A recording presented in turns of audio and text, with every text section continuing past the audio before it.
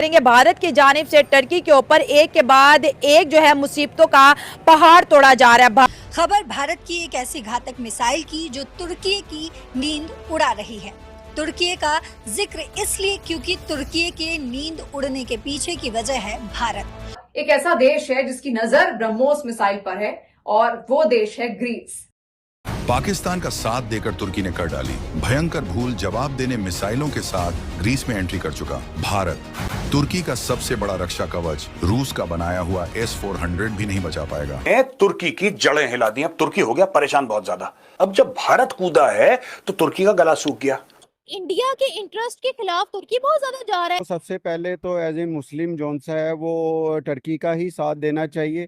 और तुर्की ने जंग के वक्त पाकिस्तान की मदद की, पाकिस्तान को ड्रोन्स भी दिए हैं। हाँ। और बाकी इंडिया का आपको पता ही है, वो जो पाकिस्तान के साथ देता है उसका दुश्मन है। उसने तुर्की जी मेरा ख्याल है इंडिया जो मर्जी कर ले, अगर तुर्की ने हमारा कमजोर हालात में साथ दिया तो हम भी उनका साथ देंगे।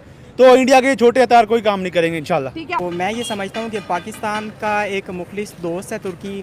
तुर्की ने जो है वो तुर्की की पाकिस्तान के साथ वफादारी ने इंडिया की चीखें निकलवाई हैं। जो कमज़ोर लोग होते हैं वो सिर्फ चीखते ही हैं, चिल्लाते ही हैं।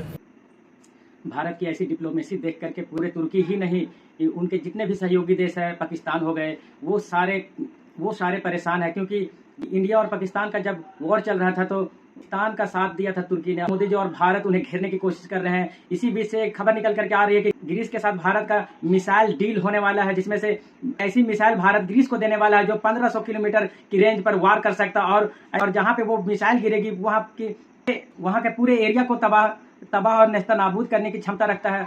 इसको देख करके पूरी तुर्की मीडिया में खलबली मची हुई है। यहाँ तक कि पाकिस्तान भी डरा समा है कि अगर इस तरीके से भारत तुर्की को घेरने में लगा हुआ तो कहीं ना कहीं पाकिस्तान को भी दिक्कतों का सामना करना पड़ सकता है। क्योंकि ऑपरेशन सिंदूर अभी भी का साथ देकर तुर्की ने कर डाली भयंकर भूल। जवाब देने मिसाइलों के साथ ग्रीस में एंट्री कर चुका भारत।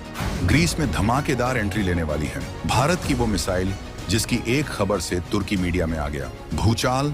तुर्की का सबसे बड़ा रक्षा कवच रूस का बनाया हुआ S-400 भी नहीं बचा पाएगा। 1500 किलोमीटर तक सब कुछ जग में भारत ने एक ऐसी चाल चली है जिसने एक ही झटके में पाकिस्तान के सबसे बड़े हिमायती तुर्की को शह दे दी है। ये कहानी है एक मिसाइल की, लेकिन ये सिर्फ एक हथियार नहीं बल्कि भारत का वो कूटनीतिक ब्रह्मास्त्र है जो दुश्मन को उसी के घर में घेरने की ताकत रखता है।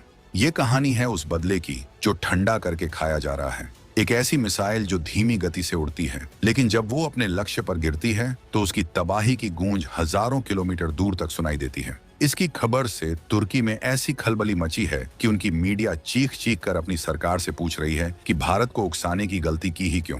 देखिए, हमने इकोनॉमिक टाइम्स से ये खबर ली है। India's unofficial offering of S-400 evading cruise missile to Greece shakes Turkey. अच्छा, ये अनऑफिशियल है, लेकिन इस अनऑफिशियल मामले ने तुर्की की जड़ें हिला दी। अब तुर्की हो गया परेशान बहुत ज्यादा कि बॉस ये हुआ क्या है, ये अचानक भारत गेम में कैसे कूद गया। अभी तक तो तुर्की कह रहा था ना कि बांग्लादेश में जाके डिफेंस कॉरिडोर बनाएंगे, पाकिस्तान की मदद करेंगे, पाकिस्तान में अपने ट्रूप्स लगाएंगे, वहां पे ड्रोन बेचेंगे, ऐसा वैसा। अब जब भारत कूदा है तो तुर्की का गला सूख गया। मैं आपको वो भी बताऊंगा कि टर्की के क्या रिएक्शंस हैं। Turkish media outlet TR Haber reports India's alleged offer to supply its long-range land attack cruise missile LR-LACM to Greece, sparking security concerns in Turkey. The report links this move to Turkey's support for Pakistan during Operation Sindoor. The missile's range and low-altitude flight capabilities pose challenges to Turkish defense systems, raising anxieties in Ankara, especially if Greece deploys it. खबर भारत की एक ऐसी घातक missile की जो तुर्की की नींद उड़ा रही है। तुर्की का जिक्र इसलिए क्योंकि तुर्की के नींद उड़ने के पीछे की वजह है भारत। वही भारत जो तुर्की के लिए ऑपरेशन दोस्त चलाकर तुर्की की मदद की, लेकिन तुर्की वो जो ऑपरेशन सिंदूर के दौरान भारत के पीठ में खंजर घोंपने की पूरी कोशिश की। लेकिन अब तुर्की फड़फड़ा रहा है क्योंकि उसके दुश्मन देश ने भारत से मदद मांगी है। वो दुश्मन देश है ग्रीस। पाकिस्तान को बहुत बार मिर्ची लगी है भारत की सफलता से, और इस बार तो भारत की ताकत पाकिस्तान ने खुद आंख भी ली। किस तरीके से उसके हथियार सब विफल रहे। चीन से उसने HQ-9 अपना डिफेंस सिस्टम लिया था, लेकिन वो भी ध्वस्त हो गया, भारत ने उसको ध्वस्त कर दिया। और कई देश ये मन बना चुके हैं कि वो भारत से ब्रह्मोस मिसाइल खरीदेंगे। अब इसके बाद एक ऐसा देश है जिसकी नजर ब्रह्मोस मिसाइल पर है और वो देश है ग्रीस। देखिए, ग्रीस और तुर्की के बीच में हमेशा से अनबन रही है, टक्कर रही है, सीमा विवाद रहा है, साइबेरिया को लेकर हमेशा से आपस में दोनों लड़ते आए हैं। अच्छा, आप अगर बात करें तो इंडिया के इंटरेस्ट के खिलाफ तुर्की बहुत ज्यादा जा रहा है। इंडिया के इंटरेस्ट के खिलाफ उन्होंने बांग्लादेश को भी सपोर्ट किया, कहा कि बांग्लादेश के अंदर हम अपना डिफेंस कॉरिडोर बनाएंगे। फिर पाकिस्तान का भी कुछ उन्होंने बहुत से हालात में साथ दिया, कहा कि हम अपने ट्रूप्स भी जो है वो पाकिस्तान में लगाएंगे। ये इंडिया अपने long range land attack cruise missile देने वाला है ग्रीस को। ग्रीस की और तुर्की की आपस में बहुत लगती है, जो इंडियन मिसाइल दाग देगा तुर्की पर, और बड़े स्ट्रॉन्ग मिसाइल है। इस चीज का खदशा तुर्की ने जाहिर किया है। इंडिया का ये कहना है कि बहुत हमने तुर्की की मदद कर ली, हमने हर महाज पर तुर्की की मदद की।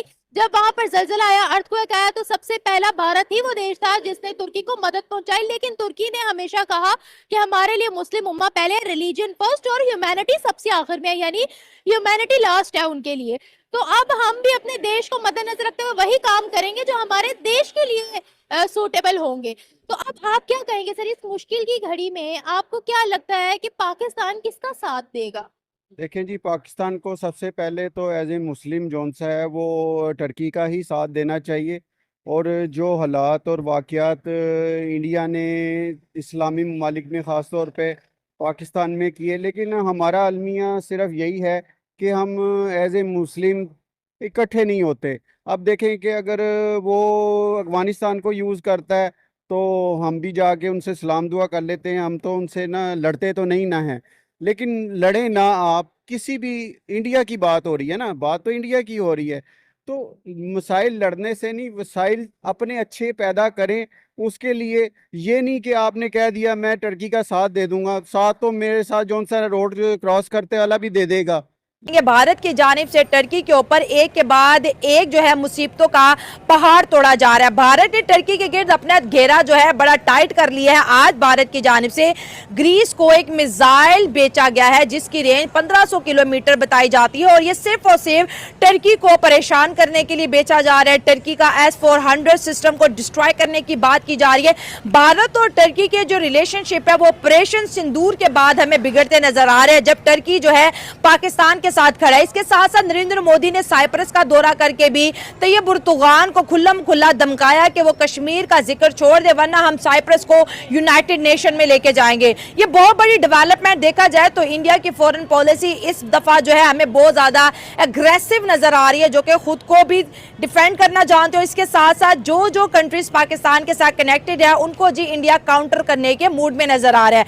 इंडिया यूरोप को एक्सेप्ट करता है लेकिन टर्की को माइनस करता है। इसी तरह साउथ एशिया का लीडर बनना चाहता है लेकिन पाकिस्तान को माइनस करता नजर आ रहा है। और हथियार बेचना स्ट्रॉन्ग कंट्रीज की निशानी होती है। इंडिया ने इससे पहले आर्मीनिया को, ग्रीस को, फिलीपाइंस को अपने हथियार बेचे हैं। और इंडिया की जो वेपन मार्केट है ना, ये दिन ब दिन जो है तरक्की करती जा रही है। और इंडिया एक ऐसा फुटप्रिंट दुनिया को दिखाना चाहता है जिसमें वो अपनी कैपेबिलिटी शो कराना चाहता है कि अगर हम हथियार खरीदते हैं तो हम हथियार बनाना और बेचना भी जानते हैं। भारत इस मिशन में कितना कामयाब होता है, अवाम की तरफ बढ़ते हैं जानते हैं। पाकिस्तान और तुर्की के जो ताल्लुकात हैं वो माशाल्लाह पहले भी ठीक थे और अब भी काफी बेहतर हैं। और तुर्की ने जंग के वक्त पाकिस्तान की मदद की, पाकिस्तान को ड्रोन्स भी दिए हैं। हाँ। और बाकी इंडिया का आपको पता ही है, वो जो पाकिस्तान के साथ देता है उसका दुश्मन है, उसने तुर्की का बाइकाट किया है। हाँ। और वो जो उसके ममालिक हैं दुश्मन, ग्रीस हो गया, साइप्रस हो गया, उनको हथियार दे रहा है। हाँ। कि वो हमला करें तुर्की के ऊपर। बट मुझे नहीं ख्याल कि तुर्की को इससे कोई फर्क पड़ने वाला। इंडिया अपने जो भी चैलेंज चल सकता है, कोई मसला। मेरा ख्याल है इंडिया जो मर्जी कर ले, अगर तुर्की ने हमारा कमजोर हालात में साथ दिया तो हम भी उनका साथ देंगे। तो इंडिया के छोटे हथियार कोई काम नहीं करेंगे इंशाल्लाह। ठीक है। और मैं ये समझता हूँ कि तुर्की को इस हवाले से कोई भी परेशानी नहीं है। इंडिया बाइकआउट कर रहा है, तुर्की का बड़े पैमाने पे कर रहा है, उनके बाकायदा मुहिम चल रही हैं।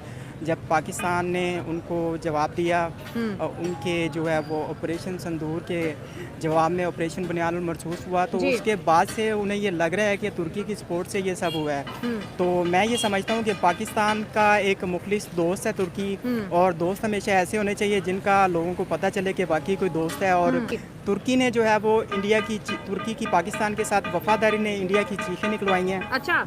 और जो चीखें हैं वो पूरी दुनिया सुन रही है, और जो कमज़ोर लोग होते हैं वो सिर्फ चीखते ही हैं, चिल्लाते ही हैं। को बहुत ज़्यादा तकलीफ़ हुआ, ठीक है।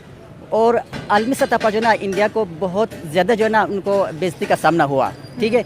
अब इंडिया जो ना पहले ही ये क्लेम कर चुका है नरेंद्र मोदी कि हमारा जंग जो है ना वो पाकिस्तान के साथ नहीं है। पाकिस्तानी पब्लिक भी ये डिप्लोमेसी देख करके पूरी तरीके से बौखला गई है और अनाप शनाप बातें कह रही है कि मोदी जी सिर्फ और सिर्फ कहने में आगे है, करने में उतने सक्षम नहीं है। फिर ऑपरेशन सिंदूर को इन्होंने विफल बताया है, लेकिन उनको मालूम ही नहीं है कि किस तरीके से मोदी जी ने और भारतीय सेनाओं ने पाकिस्तान का मुंहतोड़ जवाब दिया था और तुर्की को भी अब घेरने की कोशिश की जा रही है। आपको क्या लगता है कि नरेंद्र मोदी जी का ये कूटनीतिक काम करेगा और तुर्की दबाव में आकर के पाकिस्तान के साथ समझौता या पाकिस्तान के साथ जितनी तरीके से डील कर रही है या उनको सहयोग हर बार सहयोग कर रही है, क्या वो करना बंद कर देगी? क्योंकि जब तुर्की में भूकंप आया था तो सबसे पहले ऑपरेशन दोस्त हिंदुस्तान की तरफ से चलाया गया था, लेकिन ये तुर्की हमेशा से ही अपने करीबी रहे पाकिस्तान का गुणगान करते नजर आई है और भारत के साथ अगर उनका वॉर भी चलता है तो पाकिस्तान का ही सहयोग करती है। क्या ये डिप्लोमेसी नरेंद्र मोदी जी का काम आएगा या ये अच्छा कर रहे हैं? आप कमेंट बॉक्स में कमेंट करके जरूर बताएं।